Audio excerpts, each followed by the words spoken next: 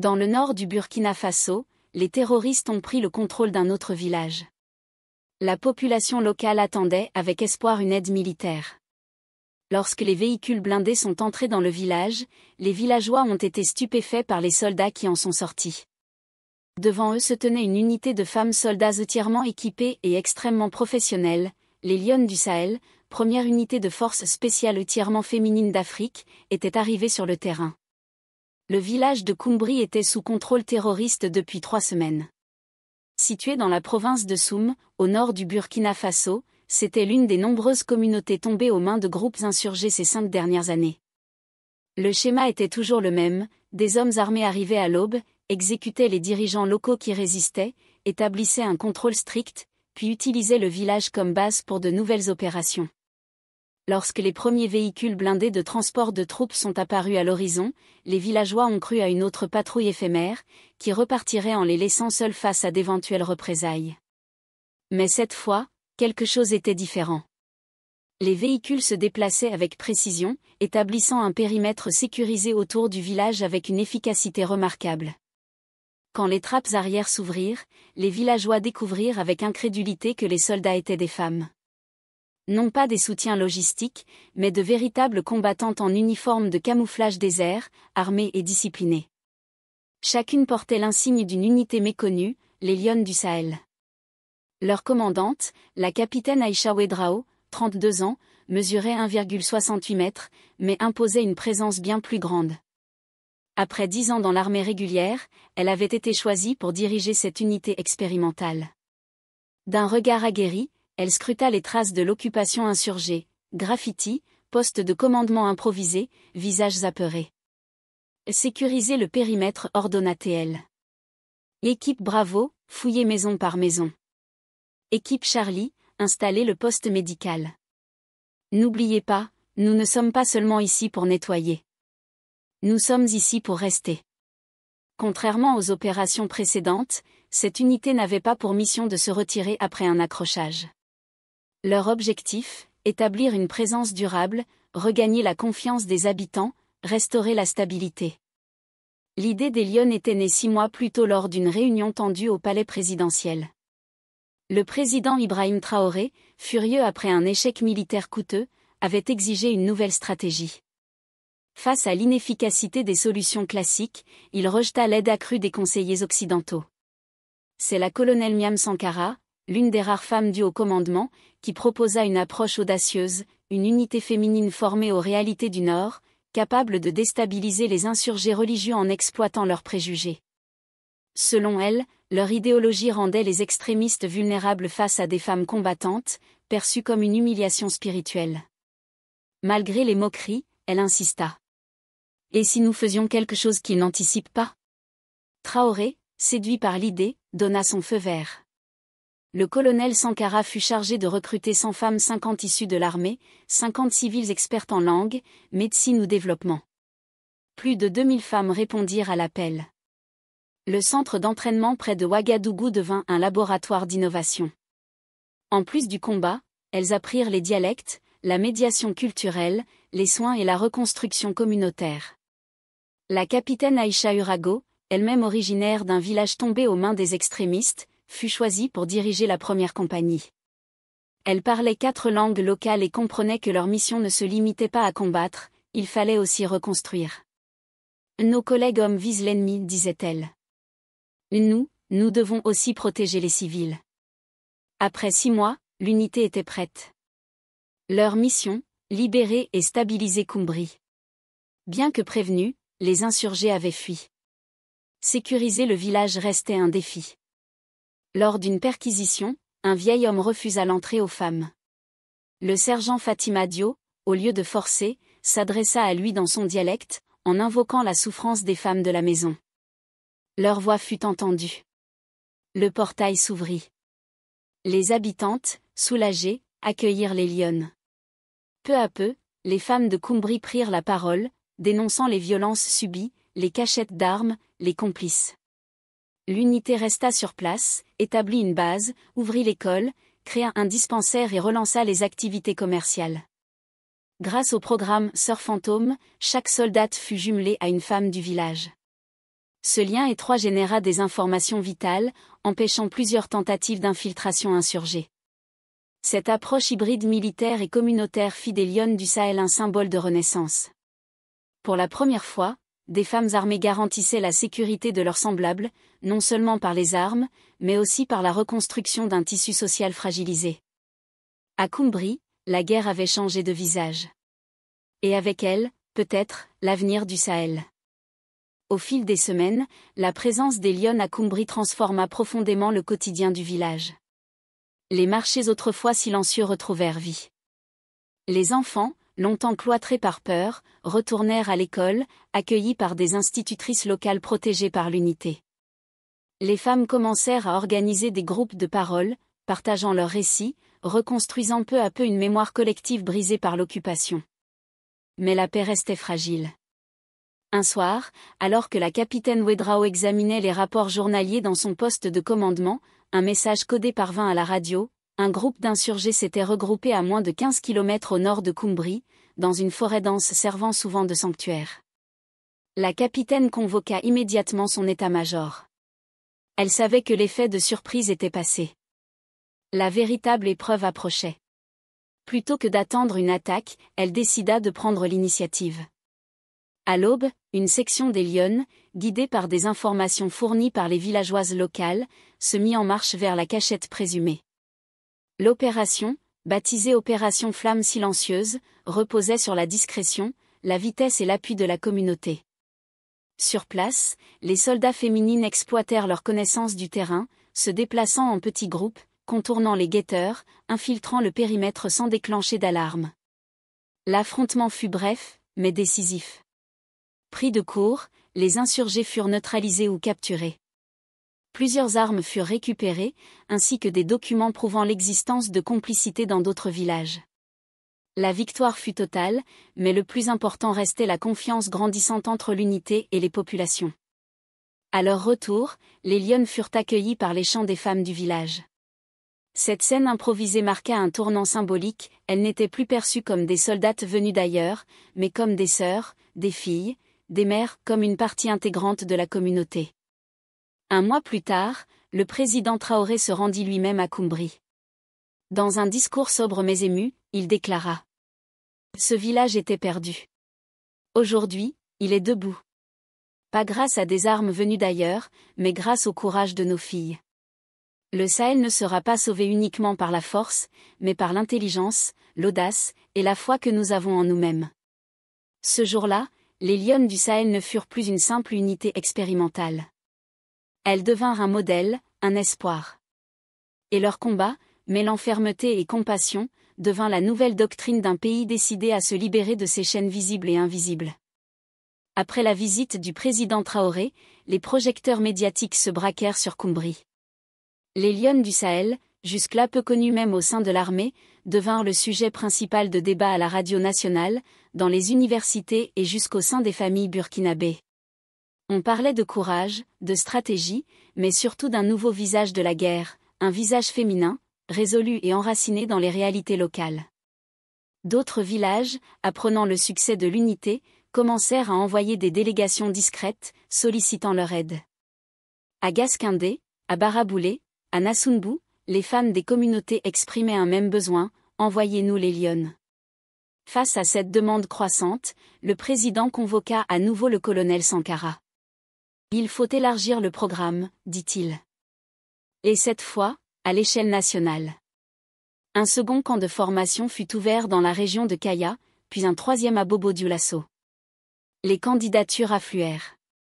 Le modèle des Lionnes ne se contentait plus d'inspirer les militaires, il créait un véritable mouvement social. Mais cette visibilité nouvelle ne tarda pas à attirer l'attention des groupes insurgés. Une vidéo menaçante circula sur les réseaux sociaux quelques semaines plus tard. Un commandant djihadiste autoproclamé, le visage couvert, déclara que combattre sous les ordres d'une femme était une honte, et que les Lionnes seraient une cible prioritaire. La menace était claire. Mais la réaction des Lionnes fut d'une clarté encore plus grande. Nous n'avons pas commencé ce combat pour qu'il soit facile, déclara la capitaine Ouédraogo à ses troupes. Nous l'avons commencé parce que personne d'autre ne pouvait le faire. La nuit même, une embuscade eut lieu sur une route menant à Koutougou. Une patrouille des Lionnes, composée de 8 femmes, fut prise pour cible. Le combat fut intense. 2 insurgés furent tués, 3 capturés, et les Lionnes, bien que blessées, tinrent leur position jusqu'à l'arrivée des renforts. Aucune ne perdit la vie. Et surtout, aucune ne battit en retraite. Cet événement marqua une rupture symbolique, les Lionnes n'étaient plus seulement une unité d'espoir, elles devenaient un symbole de résilience. Des écolières commencèrent à porter des foulards avec l'écusson des Lionnes cousus à la main. Des chansons populaires furent réécrites pour raconter leurs exploits. Un graffeur de Ouagadougou peignit une immense fresque, une femme en uniforme tenant la main d'une petite fille en robe d'écolière, avec cette phrase en mouré, « Nous aussi, nous protégeons notre avenir ».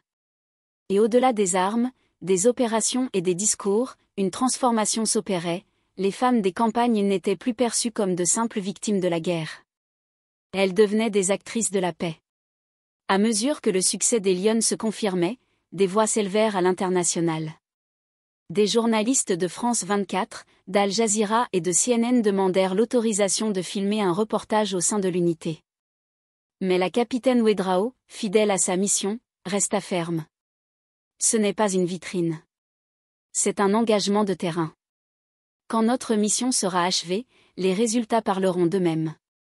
Pendant ce temps, le colonel Sankara lançait la 2e phase de son plan, le programme Résilience, une coordination entre les Lionnes du Sahel et des femmes civiles formées à la médiation communautaire, à la logistique et à la reconstruction sociale. Ensemble, elles commencèrent à bâtir un réseau régional de stabilisation, alliant action militaire et initiatives communautaires. À Arbinda, un autre village stratégique tombé depuis des mois aux mains des extrémistes, l'intervention s'annonçait plus périlleuse. Contrairement à Koumbri, les insurgés y avaient installé un commandement renforcé, avec des tunnels, des caches d'armes et des otages. L'opération fut planifiée durant 3 semaines. Mais une fuite au sein d'un régiment masculin affecté à l'approvisionnement faillit compromettre la mission. La capitaine Ouédraogo convoqua une réunion d'urgence avec ses officières. Son visage, habituellement calme, était fermé. « Nous sommes infiltrés, mais pas impuissantes. Ce que nous avons construit à Koumbri nous prouve que notre force n'est pas seulement tactique. Elle est morale. Elle est humaine. Et aujourd'hui, nous allons leur montrer qu'il ne suffit pas de savoir où nous frapper. Il faut aussi savoir pourquoi nous nous relevons. » L'attaque sur Arbinda fut lancée un mardi à l'aube. Utilisant les informations récoltées par leurs sœurs civiles sur le terrain, les Lionnes menèrent une série d'actions coordonnées, neutralisation des postes de guet, libération d'un groupe de femmes retenues captives dans une mosquée, démantèlement d'un dépôt d'armes souterrain. L'unité subit des pertes, 2 blessés graves, une évacuée par hélicoptère. Mais avant la tombée de la nuit, le drapeau burkinabé flottait à nouveau sur la mairie. Au sein du village, un vieil imam s'approcha de la capitaine, les larmes aux yeux. Il lui tendit un vieux Coran. Ce livre a survécu à 4 attaques. Il était à mon père, puis à moi. Aujourd'hui, je vous le confie. Vous ne nous avez pas seulement rendus libres. Vous nous avez rendus dignes. Ce geste scella symboliquement la légitimité de l'unité. À Ouagadougou, au Parlement, les députés débattirent de l'idée d'étendre la doctrine des Lionnes à d'autres régions du pays. Des généraux, autrefois sceptiques, commencèrent à admettre publiquement l'efficacité du modèle. Et dans un discours prononcé lors de la Journée nationale des forces de défense, le président Traoré déclara : « Les Lionnes du Sahel nous ont prouvé que la guerre ne se gagne pas seulement avec des balles, mais avec du sens, de la dignité et une vision enracinée dans notre peuple. » Mais dans l'ombre, les réseaux insurgés, humiliés par les revers subis face à cette unité féminine, préparaient leur riposte. Une nouvelle menace apparaissait. Plus organisée. Plus déterminée. Et cette fois, elle visait le cœur du symbole, les Lionnes elles-mêmes. 3 semaines après la libération d'Arbinda, un événement inattendu ébranla l'unité, une embuscade d'une rare précision frappa un convoi logistique des Lionnes à la sortie de Titao. Le convoi, escorté par 2 véhicules blindés légers, transportait du matériel médical et des vivres pour un dispensaire nouvellement établi. L'attaque fut rapide, brutale, et planifiée avec une connaissance troublante des itinéraires et des horaires de l'unité. 2 soldats furent tués sur le coup, 3 autres blessés. L'un des véhicules blindés fut incendié. L'émotion fut immense. Jamais depuis leur création, les Lions n'avaient subi de pertes aussi directes et aussi ciblées. La douleur était vive, mais ce fut la nature de l'attaque qui sema l'inquiétude. Les assaillants n'avaient pris aucun butin, ni revendiqué l'opération. Mais sur le sol, près d'un des corps, un message avait été laissé. Femmes armées, honte éternelle. Nous reviendrons pour toutes. La capitaine Wedrao, d'ordinaire impassible, réunit immédiatement ses officières dans un abri sécurisé. On pensait qu'ils fuiraient notre présence. Mais ils nous ont observés. Étudiés. Et maintenant, ils veulent nous faire tomber de l'intérieur, par la peur. Son regard se posa sur le visage fermé du sergent-chef Fatima Dio, encore couverte de poussière, un bras en écharpe, rescapé de l'embuscade. Ce n'est pas la fin. C'est le début d'une autre phase. Et nous allons leur montrer ce que devient une lionne lorsqu'elle est blessée. Le colonel Sankara fut dépêché en urgence à Ouagadougou pour une réunion de crise avec le président Traoré et les services de renseignement.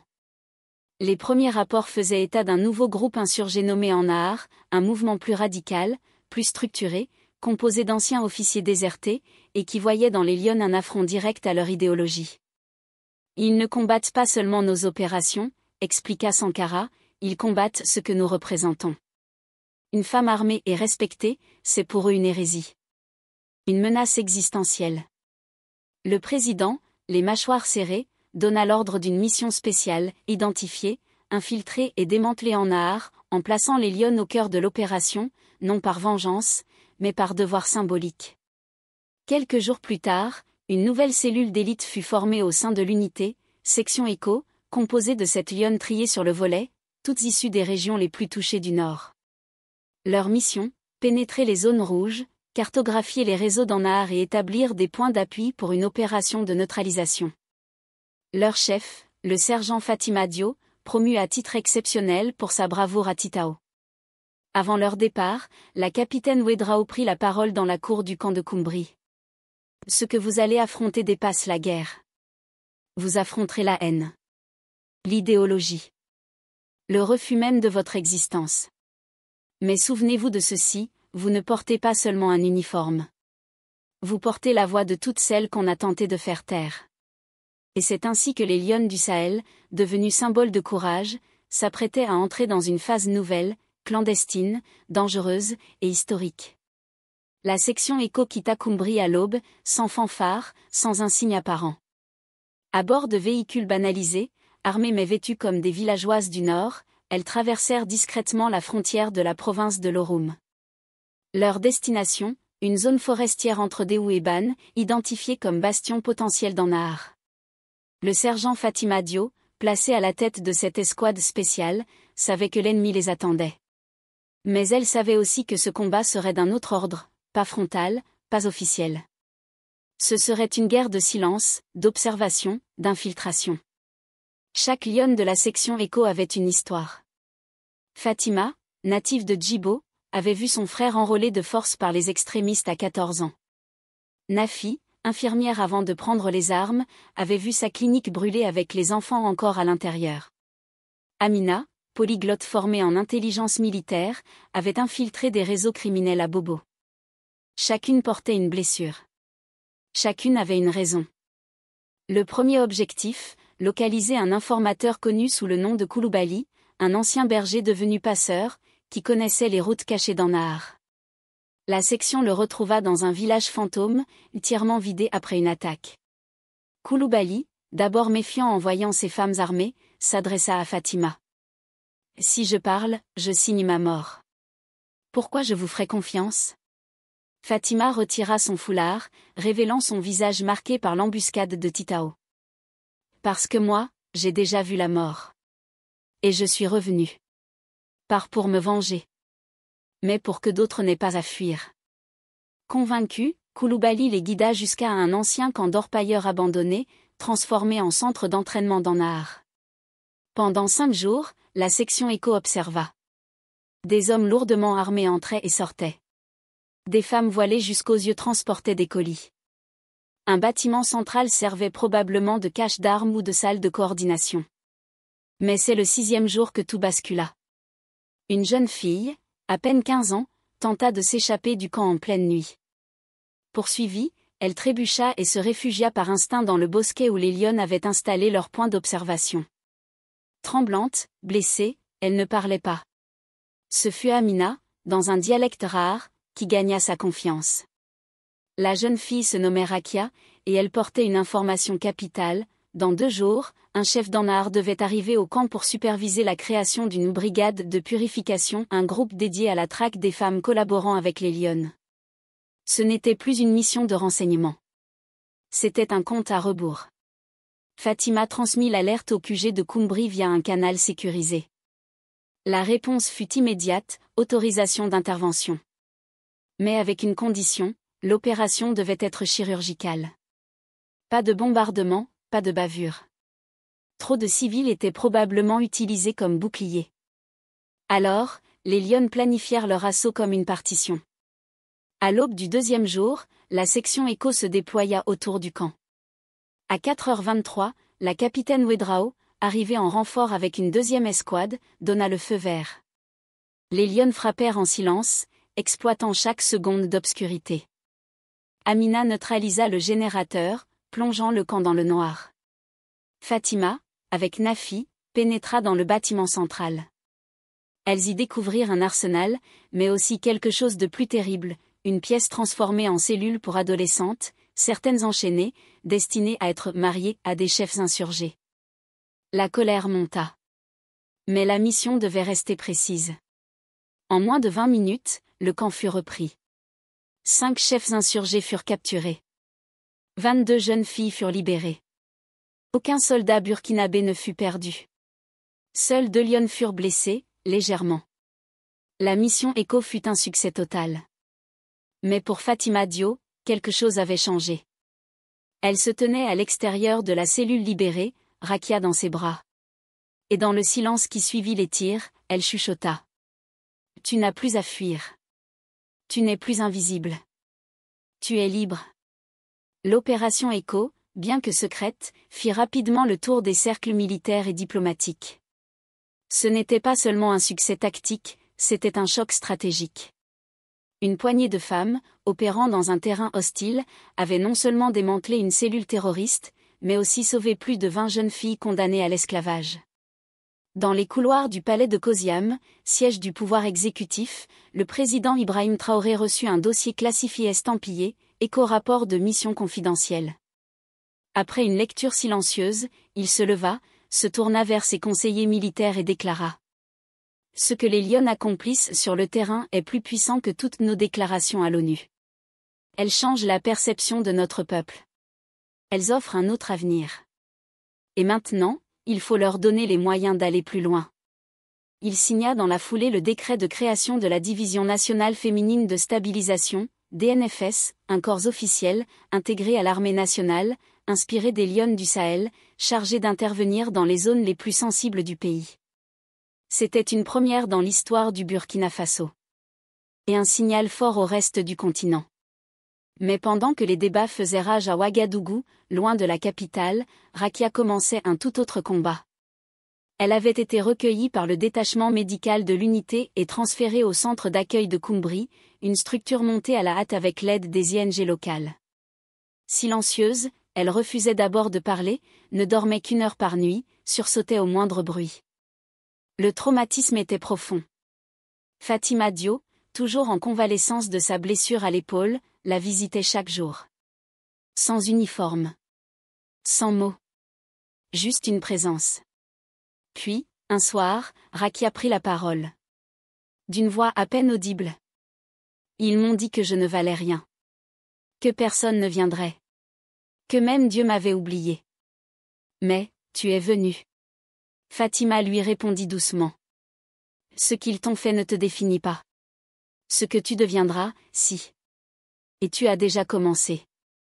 Rakia fut ensuite intégrée au programme Sœurs de Koumbri, une initiative pilote lancée par les Lionnes. Il s'agissait de former les anciennes captives à devenir des ambassadrices communautaires, porteuses de parole, médiatrices locales. Elles apprenaient les bases du secourisme, du dialogue intergénérationnel, de la prévention de la radicalisation. C'était une manière de transformer la douleur en mission. La peur en force.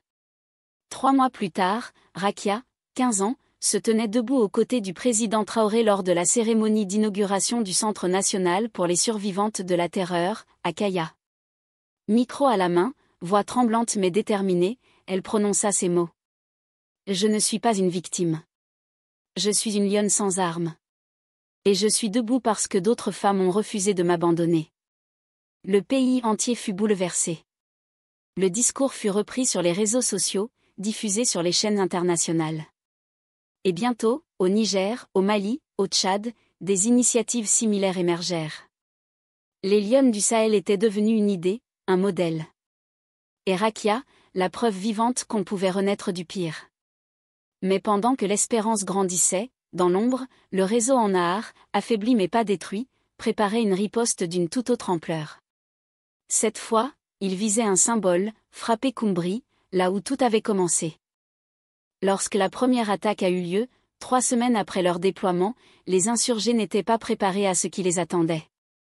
S'attendant à une unité militaire masculine classique, retranchée en position défensive, ils se sont heurtés à une défense intégrée impliquant la lionne et les habitants du village, formés au protocole de sécurité de base. L'engagement fut bref mais décisif. La supériorité des renseignements de la lionne leur avait permis de préparer des positions d'embuscade le long des axes d'attaque probables. À l'aube, 30 insurgés s'approchèrent et furent accueillis par des tirs ciblés provenant de positions inattendues. 8 furent tués, 3 capturés et les autres prirent la fuite. L'impact psychologique fut profond. Les communications interceptées révélèrent la confusion et le désarroi des insurgés face à leur défaite contre des combattantes. Leur conviction idéologique, selon laquelle être tué par une femme les priverait du paradis, suscitait hésitation et peur lors des combats. La nouvelle de la défense réussie se répandit rapidement, tant par les canaux militaires que civils. Le président Traore, qui avait misé politiquement sur l'unité expérimentale, se rendit à Koumbri 1 mois après le déploiement. Il y trouva un village transformé, des marchés rouverts, des enfants scolarisés, surtout, une population qui collaborait activement avec les forces de sécurité plutôt que de subir passivement leur présence. Lors d'un briefing sécurisé avec le capitaine Urao, Traore reçut son évaluation franche. Le modèle fonctionne, Monsieur le Président, mais il nécessite des ressources et de la patience. Nous ne nous contentons pas d'éliminer les insurgés. Nous nous attaquons aux conditions qui rendent les communautés vulnérables. Traore hocha la tête pensivement. Les conseillers occidentaux exigent des données, des indicateurs de réussite. Ouedraogo sourit légèrement, dites-leur de venir constater par eux-mêmes. Nos indicateurs sont des écoles rouvertes, des marchés fonctionnels et des villageois qui nous avertissent des menaces au lieu de les dissimuler.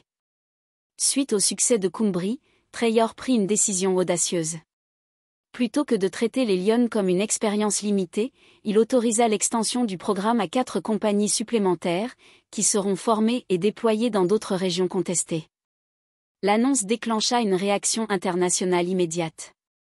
Les partenaires militaires occidentaux exprimèrent leur inquiétude quant à un écart par rapport à la doctrine anti-insurrectionnelle établie. Les organisations de défense des droits humains s'inquiétaient des risques pour les femmes soldats. Les conservateurs religieux au Burkina Faso même s'opposaient à la présence des femmes dans les rôles de combat. Traore répondit directement à ces critiques lors d'une émission nationale. Pendant trop longtemps, nous avons combattu cette insurrection en utilisant des doctrines étrangères. Équipements et pensées étrangères. Il en a résulté des souffrances continues pour notre peuple. Les lionnes du Sahel représentent une solution véritablement burkinabé, s'appuyant sur la force, l'intelligence et le courage de nos femmes pour protéger nos communautés comme aucune force extérieure ne le peut. Il poursuivit, abordant la signification plus large, il ne s'agit pas d'une simple initiative militaire. C'est une déclaration selon laquelle, au Burkina Faso, les femmes ne sont pas seulement des victimes à protéger ou des spectatrices à ignorer. Elles sont des partenaires essentiels pour assurer l'avenir de notre nation. 6 mois après le début de l'initiative, les résultats étaient indéniables. Les 5 villages tenus par les compagnies lionnes étaient restés sécurisés, l'activité des insurgés ayant considérablement diminué. Plus important encore, ces communautés avaient commencé à se revitaliser, l'activité économique avait repris, les résidents déplacés étaient revenus et les structures de gouvernance locale s'étaient rétablies. L'approche n'était pas sans défi. Les unités durent faire face à des difficultés logistiques, à la résistance occasionnelle des chefs traditionnels et à la menace constante d'adaptation par les forces insurgées. Plusieurs Lyon avaient été tués au combat, leur sacrifice marqué par un deuil national et une détermination renforcée parmi leurs camarades. Pourtant, l'impact stratégique s'est étendu au-delà du militaire. Dans les villages du nord du Burkina Faso, les jeunes femmes ont commencé à entrevoir de nouvelles perspectives pour leur rôle dans la société. Les candidatures pour rejoindre les Lyon ont largement dépassé les postes disponibles. Des groupes de femmes communautaires se sont formés pour soutenir les unités, créant des réseaux civils qui ont isolé davantage les insurgés de potentiels refuges. La réponse la plus révélatrice a peut-être été la réaction des pays voisins confrontés à des insurrections similaires. Le Mali, le Niger et le Tchad ont envoyé des observateurs militaires pour étudier le modèle burkinabé. En un an, tous trois ont commencé à mettre en place leur propre version d'unité de sécurité dirigée par des femmes, adaptée à leur contexte spécifique. Mais, inspirée par le succès des Lyon, l'armée française, initialement dédaigneuse, a reconnu à contre-cœur l'efficacité du programme.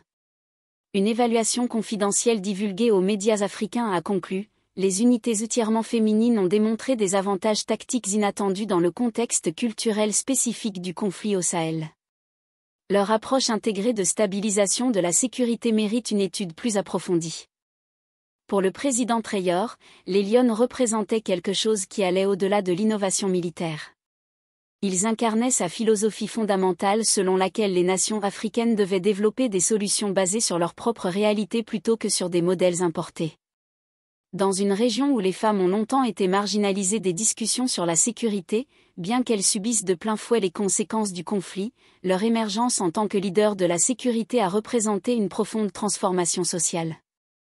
2 ans après leur création, les Lyon du Sahel comptaient plus d'1 millier de membres opérant dans les régions du nord du Burkina Faso. Leur approche distinctive était devenue la pierre angulaire de la stratégie de sécurité nationale du pays, complétant plutôt que remplaçant les forces conventionnelles. Le capitaine Ouedraogo, désormais promu major, évoqua son parcours lors d'une séance de formation pour les nouvelles recrues. Quand nous avons commencé, les gens demandaient si les femmes pouvaient vraiment se battre. Ce n'était jamais la bonne question. La question était de savoir si nous pouvions sécuriser nos communautés d'une manière que les forces traditionnelles n'avaient pas réussi à faire. La réponse se trouve dans les villages où les marchés sont ouverts, où les filles vont à l'école sans crainte, où les familles dorment profondément toute la nuit. Elle examina les visages des nouvelles recrues devant elle, anciens professeurs, étudiants, agriculteurs et commerçants, tous se préparent désormais à rejoindre les rangs des Lyon. Notre force ne réside pas dans les armes que nous portons, même si nous les utilisons lorsque cela est nécessaire. Notre force réside dans notre compréhension que la véritable sécurité ne vient pas seulement de la défaite d'un ennemi, mais de la construction de communautés résistantes à son retour. Dans son bureau présidentiel, Ibrahim Traore gardait une simple photographie sur son bureau. On y voit une Lyon soldat aidant une jeune fille à transporter des livres dans une école rouverte dans un village autrefois contesté. Pour lui, cela reflétait l'essence même de ce pourquoi il se battait, non seulement l'absence de violence, mais aussi la présence d'espoir et de possibilités. Les Lyon du Sahel ont prouvé que la sécurité pouvait être réimaginée, que les femmes pouvaient mener cette réinvention, et que des solutions aux défis les plus insolubles de l'Afrique existaient peut-être déjà au sein de ces communautés, en attendant le courage d'essayer quelque chose de nouveau. Alors que les groupes insurgés continuaient d'adapter leurs tactiques, les Lyon s'adaptaient à leur tour. Leur approche est restée dynamique, évoluant en fonction des leçons tirées de chaque déploiement. Mais leur philosophie fondamentale est restée constante. Cette sécurité durable exigeait la pleine participation des femmes, non seulement en tant que bénéficiaires, mais aussi en tant que dirigeantes et exécutantes dans les villages du nord du Burkina Faso. L'arrivée des véhicules distinctifs de la Lyon n'a plus été une surprise. Au lieu de cela, elle apportait quelque chose qui avait été absent pendant trop longtemps, la certitude que cette fois-ci, les forces de sécurité ne faisaient pas que passer. Ils étaient là pour rester, pour écouter et pour construire une paix qui pourrait durer. 3 ans après la formation des Lyon, le président Traore organisa une conférence internationale sur la sécurité à Ouagadougou, réunissant des chefs militaires, des experts en sécurité et des responsables gouvernementaux de tout le continent. La pièce maîtresse de la conférence fut une démonstration sur le terrain par les unités Lyon, désormais expérimentées, mettant en valeur leur approche unique de la sécurité intégrée. Sous les yeux des observateurs étrangers, les Lyon démontrèrent non seulement leur capacité de combat, mais aussi leur modèle de sécurité complet. Elles réalisèrent des scénarios illustrant la protection des villages, la collecte de renseignements par le biais de réseaux féminins, et les opérations civilo-militaires cruciales qui étaient devenues leur marque de fabrique. Ce dont vous êtes témoin n'est pas seulement une unité militaire, déclara Trayor aux délégués réunis. Il s'agit d'une réinvention complète de la notion de sécurité dans des communautés qui ont connu des conflits générationnels. Ces femmes ne se contentent pas de sécuriser un territoire, elles le transforment. Le contingent militaire français, autrefois le plus fervent critique du programme, envoya désormais ses propres officiers féminins pour apprendre auprès des Lyon.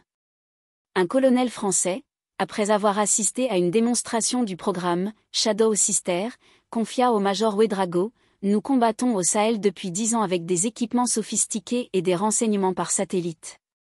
Pourtant, vos femmes, avec un équipement de base, ont obtenu des résultats plus durables grâce aux relations humaines. » La réponse de Ouedraogo fut diplomatique mais précise, « La technologie peut gagner des batailles, mais seules les relations humaines peuvent instaurer la paix. » L'impact des Lyon s'étendit au-delà des indicateurs de sécurité, touchant une transformation sociale plus large.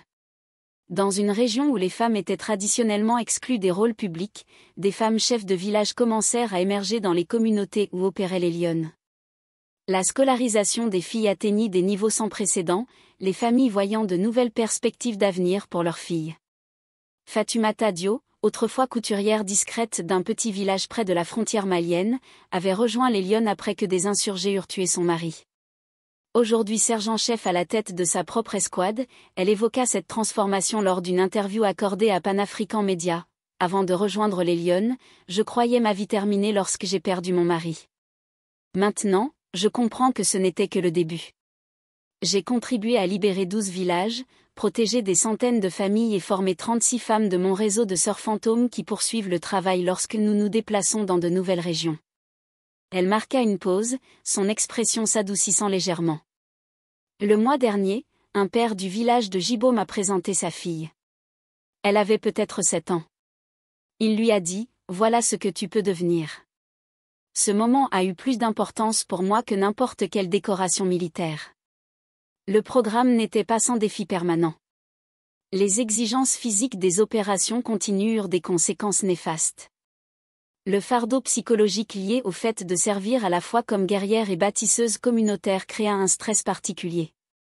Les Lyon subirent des pertes, chacune étant profondément endeuillée, tant au sein de l'unité que par les communautés qu'elles protégeaient. Conscient de ces difficultés, le gouvernement de Trayor mit en place des systèmes de soutien spécialisés, notamment une unité médicale dédiée aux problèmes de santé des femmes sur le terrain. Les calendriers de rotation garantissaient qu'aucune équipe ne reste trop longtemps en déploiement intensif. Les services de soutien psychologique furent intégrés directement à la structure de commandement, plutôt que traités comme une simple considération secondaire. Cette approche holistique permit de maintenir la cohésion et la motivation des Lyon malgré la dureté du conflit. Elle illustrait une fois de plus la vision novatrice de Trayor. La sécurité durable ne se gagne pas uniquement par la force, mais par la résilience des communautés et la prise en compte de leurs besoins humains. Ainsi, les Lyon du Sahel continuèrent à écrire une nouvelle page de l'histoire africaine, unissant courage, innovation et espoir dans la lutte pour la paix. Au fil des années, les Lyon devinrent un symbole puissant non seulement pour le Burkina Faso, mais pour toute l'Afrique confrontée aux défis du terrorisme et de l'instabilité. Leur succès suscita un regain de fierté nationale et un nouveau regard sur le rôle des femmes dans la société et les forces armées. Dans les écoles, les jeunes filles rêvaient désormais d'enfiler l'uniforme des Lyon, inspirées par les récits de courage et de dévouement. Les familles, autrefois réticentes, encouragèrent leurs filles à rejoindre les rangs, convaincues que ces femmes représentaient une force de changement positif.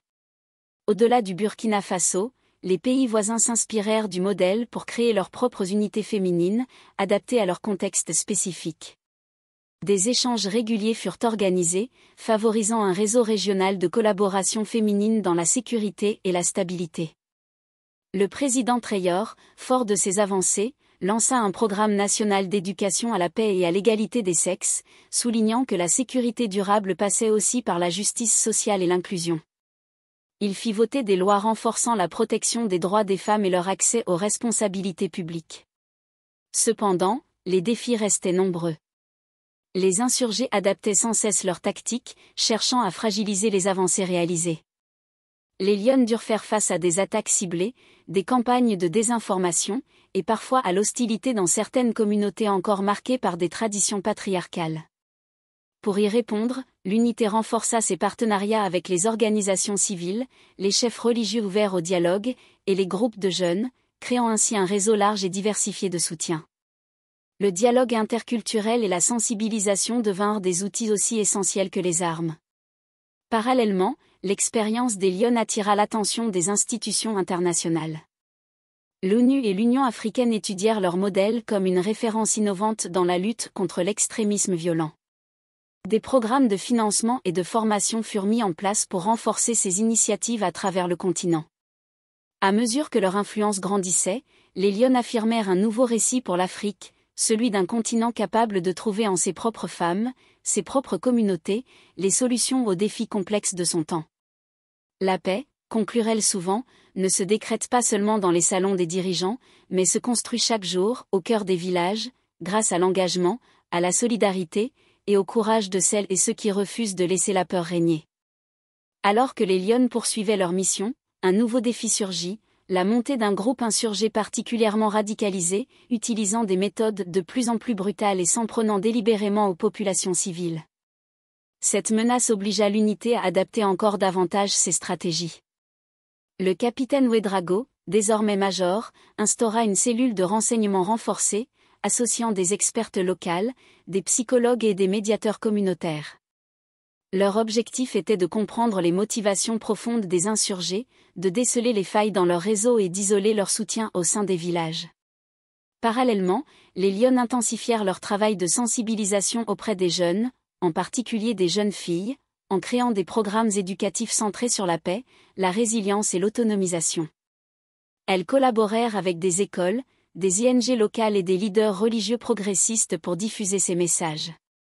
Un tournant marquant fut atteint lorsqu'une jeune lionne, Fatoumata, réussit à convaincre un groupe de jeunes hommes précédemment séduits par l'idéologie extrémiste de renoncer à la violence et de rejoindre des initiatives de développement communautaire.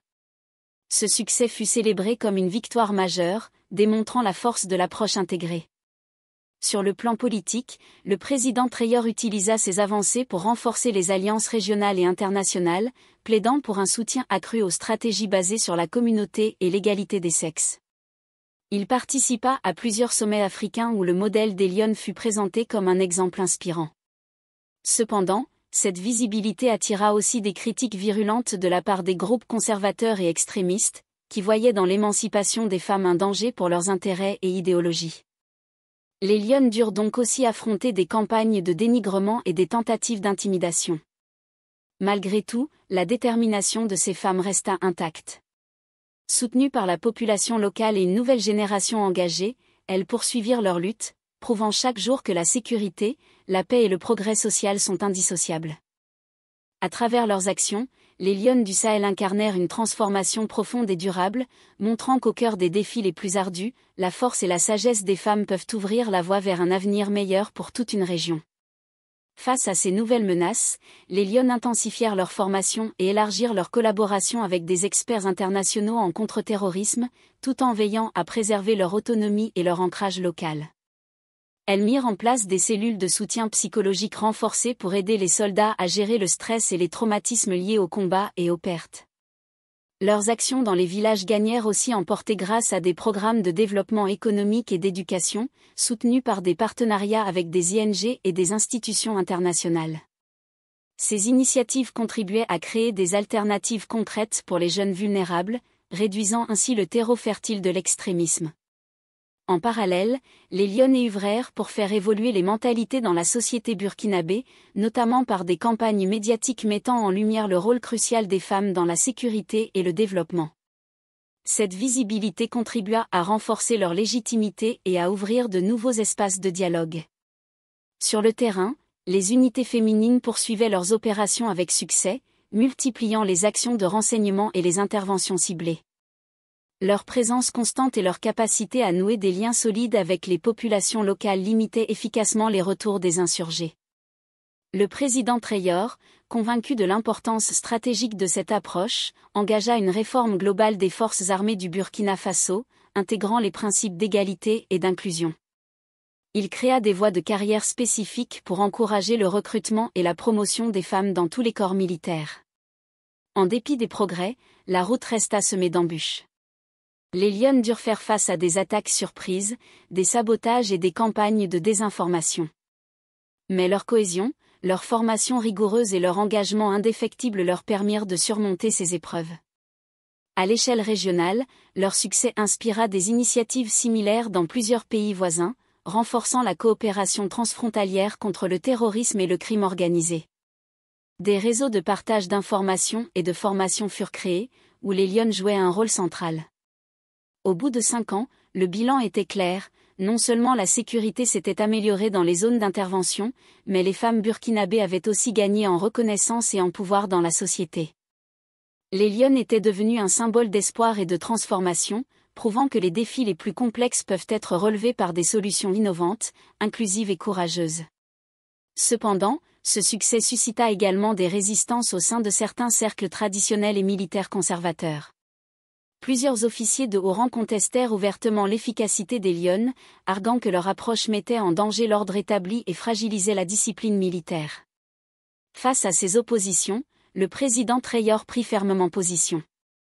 Lors d'un discours national retransmis en direct, il déclara « Notre avenir dépend de notre capacité à innover et à inclure toutes les forces vives de notre nation. Refuser le rôle des femmes dans la défense de notre pays, c'est condamner notre peuple à l'échec. » Cette prise de position politique permit d'affermir la légitimité des Lionnes et d'ouvrir la voie à leur intégration dans la stratégie globale de défense. Le ministère de la Défense lança un vaste programme de sensibilisation pour promouvoir l'égalité des sexes et combattre les stéréotypes. Parallèlement, les Lionnes intensifièrent leur formation, incorporant des techniques avancées de cyberdéfense, de communication sécurisée et de gestion de crise. Elles créèrent des alliances avec des organisations régionales et internationales, renforçant ainsi leur réseau d'information et d'appui. Sur le terrain, la présence des Lionnes contribua à diminuer drastiquement les attaques terroristes dans les zones où elles opéraient. Les villages qu'elles protégeaient devinrent des exemples de résilience et de reconstruction, attirant des investissements et des projets de développement. Plus encore, leur exemple inspira un mouvement social plus large pour l'émancipation des femmes au Burkina Faso. Des initiatives éducatives et économiques virent le jour, portées par des anciennes Lionnes devenues militantes et leaders communautaires. Au fil des années, la force et la détermination des Lionnes se firent synonymes d'espoir et de renouveau pour tout un pays. Leur histoire démontra que la paix durable ne peut être atteinte sans la pleine participation de toutes et tous, et que la justice sociale est indissociable de la sécurité. Avec le temps, les Lionnes du Sahel devinrent une institution respectée, non seulement pour leurs compétences militaires, mais aussi pour leur rôle essentiel dans le tissu social. Elles participaient désormais à la médiation des conflits locaux, à la prévention des violences domestiques et à l'organisation d'ateliers d'éducation civique, apportant un équilibre entre force et dialogue. Le gouvernement lança un programme de recrutement national destiné à encourager davantage de jeunes femmes à rejoindre les forces armées, en mettant en avant le parcours inspirant des Lionnes. Des bourses d'études, des formations professionnelles et un soutien familial furent mis en place pour faciliter cette intégration. Par ailleurs, les Lionnes développèrent une branche spécialisée dans la cybersécurité, répondant aux menaces croissantes dans ce domaine et assurant la protection des infrastructures critiques. Elles travaillèrent en étroite collaboration avec des experts internationaux tout en adaptant leurs méthodes aux spécificités régionales. Les communautés dans lesquelles elles intervenaient bénéficièrent également de programmes de développement durable, notamment dans les domaines de l'agriculture, de l'accès à l'eau potable et de l'éducation, renforçant ainsi la résilience locale face aux défis économiques et environnementaux. L'impact culturel et social des Lionnes franchit les frontières du Burkina Faso. Des documentaires, des livres et des conférences internationales mirent en lumière leur histoire, attirant l'attention sur le rôle vital des femmes dans la sécurité et le développement en Afrique. Plusieurs pays africains commencèrent à s'inspirer de leurs modèles pour créer leurs propres unités féminines. Malgré ces avancées, les défis restaient nombreux. Les lionnes durent continuer à faire face aux résistances patriarcales, aux attaques sporadiques des insurgés et aux pressions politiques. Leur détermination et leur cohésion restaient cependant un phare pour tous ceux qui croyaient en un avenir plus juste et pacifique. Ainsi, les lionnes du Sahel incarnèrent non seulement une force de défense, mais aussi un symbole puissant de transformation sociale, rappelant que la paix durable repose sur l'inclusion, la justice et le courage de ceux qui osent changer les règles du jeu. Avec le temps, les lionnes devinrent aussi des ambassadrices de la paix dans les forums internationaux. Elles participèrent à des missions de maintien de la paix sous l'égide de l'ONU, partageant leur expérience unique et contribuant à redéfinir le rôle des femmes dans les opérations de sécurité mondiale. Leur présence inspira de nombreuses jeunes filles à poursuivre des carrières autrefois réservées aux hommes, ouvrant peu à peu la voie à une société plus égalitaire. Des écoles furent créées spécialement pour former les futures lionnes, intégrant à la fois des compétences militaires et des savoirs civiques. Parallèlement, les anciens combattants de cette unité prirent des rôles de leadership dans leur communauté, initiant des projets de réconciliation et de développement local. Leurs témoignages permirent de sensibiliser les populations aux dangers de la radicalisation et à l'importance du dialogue interculturel.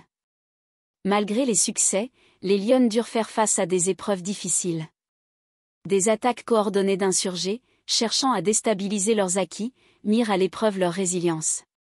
Chaque perte fut un rappel poignant des sacrifices consentis, mais renforça leur détermination collective. Le gouvernement burkinabé, conscient de leurs valeurs stratégiques et symboliques, investit davantage dans leur formation et leur équipement, tout en promouvant une politique d'égalité dans l'ensemble des forces armées. Des campagnes médiatiques valorisèrent leur rôle, changeant progressivement les mentalités. L'empreinte des lionnes du Sahel se fit sentir bien au-delà des frontières nationales. Elles furent invitées à partager leurs méthodes dans des conférences internationales, influençant la doctrine militaire de plusieurs pays confrontés à des conflits asymétriques. Leur histoire resta un exemple puissant de la capacité d'une nation à se réinventer en s'appuyant sur la force et le courage de toutes ses citoyennes. Au cœur du Sahel, elles demeuraient le symbole vivant d'un avenir où paix, justice et inclusion allaient de pair. Au fil des années, la renommée des lionnes du Sahel attira également l'attention des médias internationaux, qui consacrèrent de nombreux reportages et documentaires à leurs combats exemplaires. Cette visibilité permit de mobiliser des fonds et des soutiens pour renforcer leurs opérations et leur offrir un meilleur équipement. Les lionnes s'engagèrent également dans des programmes éducatifs, sensibilisant les populations locales aux droits des femmes, à la prévention des violences et à la nécessité d'une paix durable. Elles devinrent des modèles pour toute une génération, incarnant la possibilité d'un changement réel. Malgré les succès, la route resta semée d'embûches. Les insurgés multiplièrent les attaques asymétriques, cherchant à déstabiliser les communautés sous protection des lionnes. Mais grâce à leur vigilance et à leur réseau de renseignement communautaire, les lionnes purent anticiper et neutraliser de nombreuses menaces. Sur le plan politique, leur influence croissante contribua à faire évoluer les mentalités et à promouvoir une plus grande participation des femmes dans les instances de décision. Plusieurs lionnes accédèrent à des postes de commandement et participèrent à l'élaboration de stratégies nationales de sécurité. L'unité expérimentale devint un pilier de la politique de défense du Burkina Faso et inspira la création d'initiatives similaires dans d'autres pays de la région, renforçant la coopération régionale contre les groupes armés. Aujourd'hui, les lionnes du Sahel représentent plus qu'une unité militaire. Elles sont un symbole de résilience, de leadership féminin et de la force d'une communauté unie face à l'adversité. Leur héritage continue de façonner l'avenir de la sécurité et du développement dans le Sahel. Au début de la 4e année d'opération des lionnes, le paysage stratégique de la région montrait des changements mesurables. Les groupes insurgés, autrefois libres de circuler dans le nord du Burkina Faso, voyaient leur territoire de plus en plus restreint. Les réseaux de renseignement mis en place par les lionnes, dans le cadre du programme Shadowister, rendaient quasiment impossible l'intégration des combattants aux populations locales. Plus important encore, le recrutement des groupes extrémistes avait fortement diminué dans les zones d'intervention des lionnes. Les jeunes hommes qui, autrefois, rejoignaient les insurgés par désespoir économique ou manipulation idéologique, disposaient désormais d'alternatives, forces de défense communautaires, coopératives agricoles et autres initiatives de développement mises en place parallèlement aux opérations de sécurité. Le paradigme sécuritaire occidental, qui séparait les opérations militaires du travail de développement en les considérant comme séquentielles plutôt que simultanées, avait été fondamentalement remis en question par l'approche intégrée d'Elion. Les agences internationales de développement commencèrent à étudier ce modèle, reconnaissant que la sécurité et le développement n'étaient pas des phases distinctes, mais des processus interconnectés. Lors d'une réunion d'évaluation stratégique avec son conseil de sécurité, Traoré passa en revue l'évolution du programme. Que avons-nous appris qui puisse être appliqué aux autres défis auxquels notre pays est confronté, interrogea-t-il ses conseillers. Le ministre de la Défense Sankara, qui avait proposé la création d'unités féminines, répondit avec discernement, la leçon clé est que nos solutions doivent émerger de notre propre compréhension de nos défis. Les Lionnes ont réussi non pas parce qu'elles ont adopté une doctrine étrangère, mais parce qu'elles ont créé des approches spécifiques à notre environnement culturel et opérationnel. Le rôle des femmes, insista Traoré, exclure la moitié de notre population des solutions de sécurité revient à se battre avec un bras attaché dans le dos. Sankara répondit fermement, les Lionnes ont prouvé que l'inclusion n'est pas seulement un principe moral, c'est un avantage stratégique. Cette philosophie commença à s'étendre au-delà des applications militaires. Le gouvernement de Traoré lança des initiatives pour intégrer les femmes dans d'autres secteurs auparavant dominés par les hommes, gouvernance, gestion des ressources, réforme judiciaire. À chaque fois, le succès des Lionnes fournit un exemple frappant que remettre en question les restrictions traditionnelles liées au genre pouvait produire des résultats bénéfiques pour des communautés entières. La reconnaissance internationale s'ensuivit. Le major Ouedago fut invité à s'adresser au Conseil de sécurité des Nations Unies, devenant ainsi la première femme africaine commandant de combat à le faire. Devant l'organisme de sécurité le plus puissant au monde, elle délivra un message qui bouscula les idées reçues, la sécurité ne s'importe ni ne s'impose. Elle doit se développer au sein même des communautés. Et les femmes, traditionnellement présentées comme victimes des conflits, sont en réalité des architectes essentiels d'une paix durable. Ces paroles résonnèrent bien au-delà des enceintes officielles de la diplomatie internationale.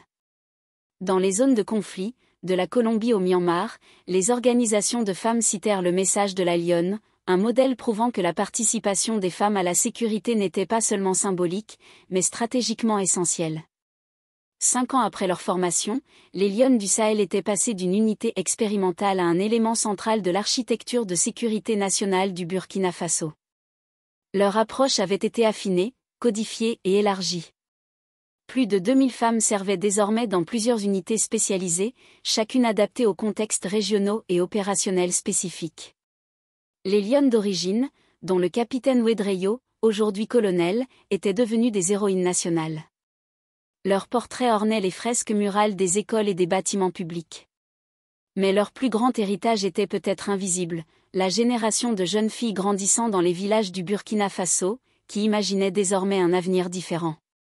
Pour le président Traoré, le succès des Lionnes confirmait sa philosophie fondamentale, les nations africaines doivent trouver des solutions africaines. Cette innovation implique souvent de remettre en question les dogmes établis. Et la véritable sécurité ne réside pas dans des armes sophistiquées, mais dans la pleine participation des communautés à leur propre protection. Lors d'une cérémonie de remise de diplôme pour la nouvelle promotion de Lyon, Traoré s'adressa aux femmes qui seraient bientôt déployées dans des zones de conflit persistants, vous rejoignez une unité. Cela a changé non seulement notre façon de combattre, mais aussi nos raisons de combattre. Votre objectif n'est pas simplement de vaincre un ennemi, mais de créer des conditions où l'inimitié elle-même devient intenable. Vous protégez non seulement un territoire, mais aussi des possibilités. La possibilité d'un Burkina Faso où tous les citoyens, quel que soit leur sexe, leur région ou leur origine, peuvent contribuer à notre avenir commun. Alors que les nouvelles recrues prêtaient serment, les Lionnes d'origine se tenaient au garde-à-vous à proximité, leur visage reflétant la fierté de ce qu'elles avaient construit. Elles avaient commencé comme une expérience dont la plupart des experts prédisaient l'échec. Elles étaient devenues un modèle que beaucoup cherchaient désormais à imiter. Dans le village de Koumbri, au nord du pays, où les Lionnes avaient fait leurs preuves pour la première fois, un petit monument se dressait désormais sur la place centrale. Il représentait non pas une arme ou une scène de bataille, mais une simple image, une femme soldat et une villageoise se tenaient côte à côte, les mains jointes. L'inscription disait simplement « La sécurité se construit ensemble ». Cette philosophie, selon laquelle une sécurité durable exige la pleine participation de tous les membres de la communauté, que les femmes sont des actrices essentielles de la sécurité plutôt que des bénéficiaires passifs de la protection, que les approches militaires et civiles doivent être intégrées plutôt que séquentielles, avait transformé non seulement la stratégie de contre-insurrection du Burkina Faso, mais aussi la notion même de sécurité. À mesure que les conflits évoluaient au Sahel, les Lionnes évoluaient avec eux, adaptant leurs tactiques et leurs approches aux nouveaux défis. Mais leur identité profonde demeurait constante. Elles n'étaient pas seulement des guerrières, même si elles combattaient lorsque cela était nécessaire. Elles étaient les bâtisseuses d'un nouveau type de paix, une paix qui naissait au sein même des communautés plutôt qu'imposée de l'extérieur. Pour Ibrahim Traore, les Lionnes incarnaient sa vision du développement du Burkina Faso, des solutions qui s'appuyaient sur les savoirs et les ressources locales, qui remettaient en question les traditions néfastes tout en respectant l'identité culturelle, et qui reconnaissaient chaque citoyen comme un contributeur potentiel au progrès national. La meilleure arme de notre arsenal, rappelait-il souvent à ses conseillers, n'est ni une technologie ni une doctrine tactique. C'est notre volonté d'imaginer d'autres possibilités et notre courage de les exploiter, même lorsque d'autres insistent sur leur incapacité. Les Lionnes du Sahel étaient nées d'une telle possibilité imaginaire. Elles étaient devenues une réalité qui a transformé non seulement les opérations militaires, mais aussi les attentes sociales. Et ce faisant, elles ont démontré que les réponses aux défis les plus persistants de l'Afrique existaient peut-être déjà au sein de ces communautés, attendant seulement la vision pour les reconnaître et le courage de les concrétiser. Dans des centres de commandement sécurisés et des bureaux diplomatiques éloignés, des experts militaires étrangers continuaient d'analyser et de débattre du phénomène des Lionnes, cherchant à en tirer des enseignements techniques et des tactiques reproductibles. Mais dans les villages du nord du Burkina Faso, où les marchés bourdonnaient d'activité et où les enfants jouaient librement dans des rues autrefois désertées par la peur, le constat était plus simple et plus profond, la paix était revenue, et cette fois, elle semblait pouvoir perdurer.